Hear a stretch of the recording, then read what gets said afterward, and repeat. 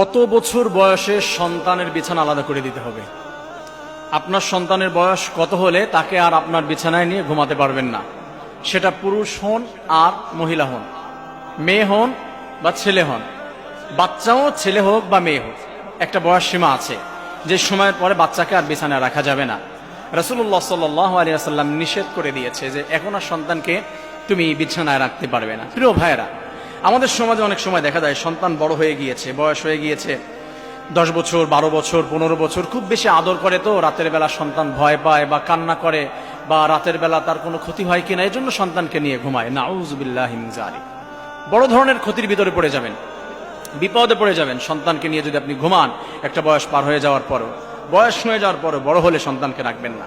যেখানে ঘরের ভিতরে ঢোকা আল্লাহ রাব্বুল আলামিন বলে দিয়েছেন, ওয়াইদা বালাগাল আতফালু মিনকুমুল হুলুমা ফাল্যাস্তাদিনু কামাস্তাদানাল্লাযিন, যে যখন সন্তান বড় হয়ে যাবে, অ্যাডাল্ট হয়ে যাবে, তখন সন্তান মা বাবার ঘরের ভিতরে যদি প্রবেশ করে সেইখানেও তার অনুমতি নিতে হবে, পারমিশন নিয়ে তারপরে ঘরে প্রবেশ করতে হবে।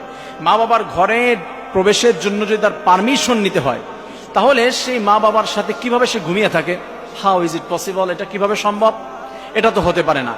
রাসূলুল্লাহ সাল্লাল্লাহু আলাইহি ওয়াসাল্লামকে এক সাহাবী প্রশ্ন করলেন, ইয়া রাসূলুল্লাহ, আমি কি আমার মায়ের ঘরে প্রবেশের জন্য কি অনুমতি নিব? রাসূল বললেন, তুমি কি তোমার মাকে উলঙ্গ দেখতে পছন্দ করবে? বলছে, নাউযুবিল্লাহ রাসূলুল্লাহ, না। বলছে, তাহলে কেন তুমি তোমার মায়ের ঘরের ভিতরে প্রবেশের জন্য অনুমতি নিবে না? তোমার মা তার পার্সোনাল ঘরের ভিতরে, তার বেডরুমে সে যেভাবে ইচ্ছা সেভাবে থাকতে পারে, সেটা তার পার্সোনাল ব্যাপার। কিন্তু তুমি হঠাৎ করে ঢুকে গেলে তো ক্ষতি হয়ে যাবে, তুমি তাকে দেখে ফেলবে, লজ্জায় ভিতরে পড়ে যাবে।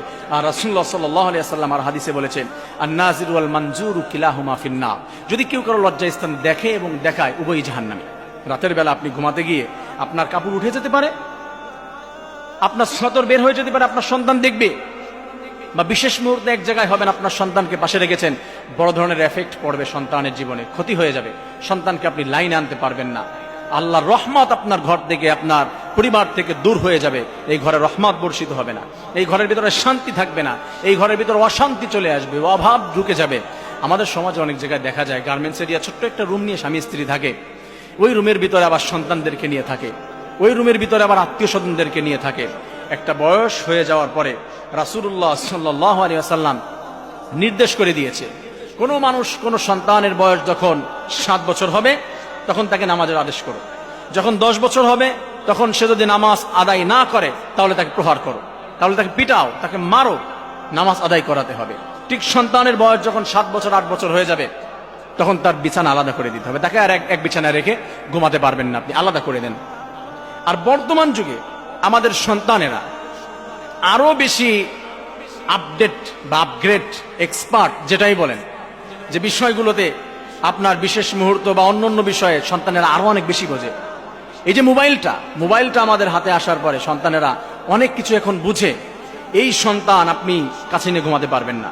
যদি সন্তান আপনার 4 বছর হয়, অনেক কিছু বোঝে, ভালো মন্দ সে যাচাই